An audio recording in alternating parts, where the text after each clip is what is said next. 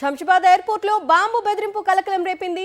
ఢిల్లీ నుంచి వస్తున్న ఇండిగో విమానానికి బాంబు ముప్పు ఉన్నట్లు వచ్చిన ఈమెయిల్ అధికారులను పరుగులు పెట్టించింది.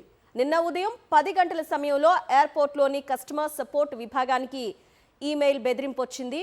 ఒక్కసారిగా ఉత్కంఠ నెలకొంది. ఢిల్లీ నుంచి వస్తున్న ఇండిగో విమానంలో బాంబు ఉందంటూ కస్టమర్ సపోర్ట్ టీంను దుండగులు హెచ్చరించారు.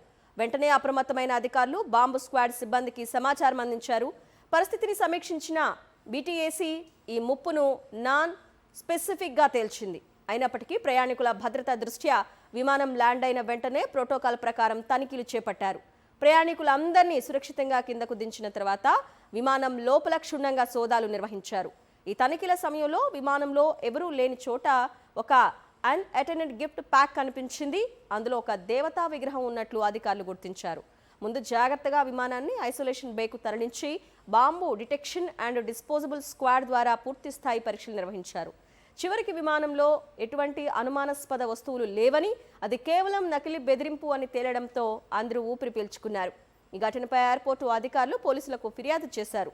తప్పుడు సమాచారంతో భయాందోళనలు సృష్టించిన వ్యక్తులను గుర్తించే పనిలో నిమగ్నమయ్యారు పోలీసులు. ఈమెయిల్ బెదిరింపు వచ్చింది.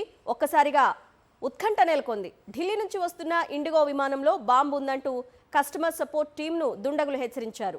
వెంటనే అప్రమత్తమైన అధికారులు బాంబు స్క్వాడ్ సిబ్బందికి సమాచారం అందించారు. పరిస్థితిని సమీక్షించిన బీటీఏసీ ఈ ముప్పును నాన్ స్పెసిఫిక్గా తేల్చింది.